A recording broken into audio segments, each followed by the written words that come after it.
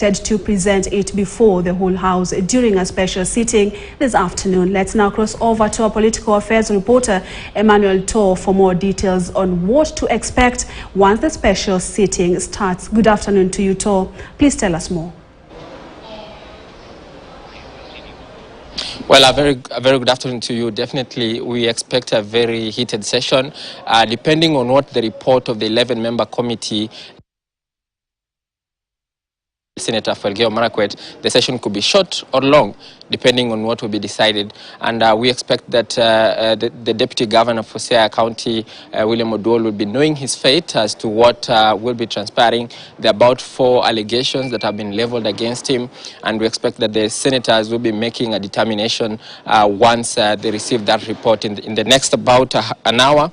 And about 2 hours to go because the session is starting at about 2:30 p.m. So it's about 1 hour and 25 minutes to go. And I'm here with one of the senators, that is Edwin Sifuna, the Nairobi senator, to give us a glimpse of what we expect as a senator and as a lawyer, because there are some legal aspects that are supposed to be communicated in this matter. Thank you so much, Senator, for your time. What do you expect when the report will be tabled at 2:30?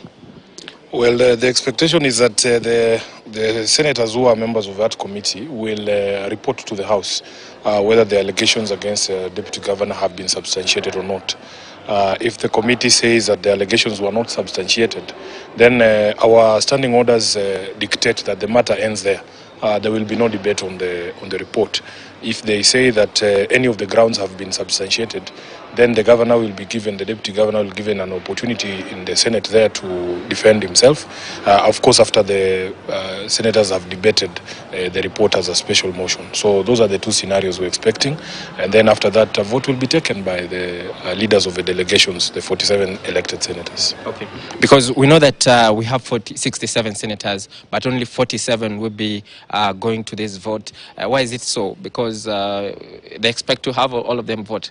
No, it's the law that when it comes to matters concerning counties, only the directly elected senators have a vote on it. I think the rationale is that because the elected senators have the direct mandate of the counties. So unfortunately, our sisters and brothers who are nominated, they don't get to vote on matters concerning counties, but they can participate in the debate and on other matters that don't directly affect counties. Okay. Yeah. All right. And now that because this is a rare opportunity to have you here, and tomorrow we expect as a rare opportunity. I'm always with you guys. I'm always on KTN, my brother. I have a lot of respect for you as members of the media. KTN News is where I began even my public appearances on TV.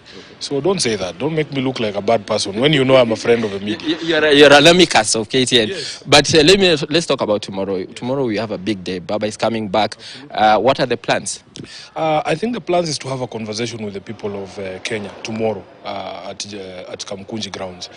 Because as you know what has happened in the past 1 month, we as a leadership of Azimio have tried our very best to convince our brothers in the Kenya Kwanza regime to do what is right by Kenyans. I was listening to one of them saying, oh, the minority had their say and the majority had their way. In this particular case, especially on the question of the finance bill, I feel like the majority were the Kenyans who are opposing the bill were the majority, although that representation does not reflect here in the National Assembly. You have seen a lot of members of parliament are getting a lot of problems, even going to their own constituencies, because on this particular one, the Kenya Kwanza MPs ignored totally their constituents. We tried to persuade them. As I said, we used all the words we can use, all the language we can use. People like Honorable Mbadi put up a very spirited effort on the floor of the House. And this is one of the problems we have, Emmanuel Tor, that Kenyans need to understand. When they ask the opposition for alternatives, but you are bringing alternatives and people are bringing numbers, you can't have a conversation with such people. And you see, it's also not fair for Kenyans to expect us to convince people to do what is right. I mean, we were all elected by the same people. I asked the question one time, how is it that, for instance, the member of parliament for Dagoretti North, who was voted for by the same people who voted for Esther Passaris, how can the people of Dagoretti North give different instructions to Honorable Beatrice Elachi and different instructions to their women rep? It is not possible. Yeah. So tomorrow, we want Nairobians to come out we as representatives, when we fail to convince our brothers to do what is right, we always go back to the people because the power is with the people. Thank you so much. Asante, Senator. Well, that is Edwin Sifuna, the Senator for Nairobi County, and also the ODM Secretary General. And he has touched on what we expect at 2:30 p.m.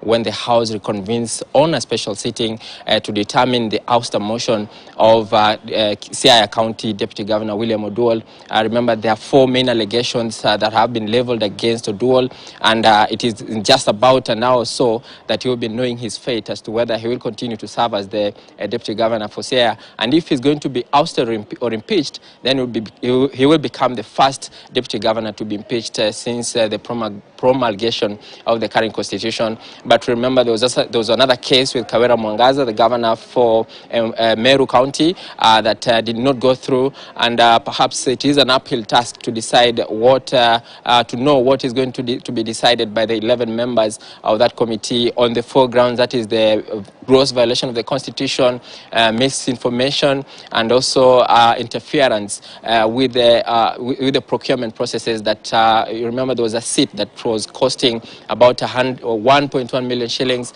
that Oduol is said to have purchased, and the MCAs were trying to push for that and saying that he was actually caught off guard with that. And so we expect a lot to transpire, and we'll be here to give you an update as to when that will be happening.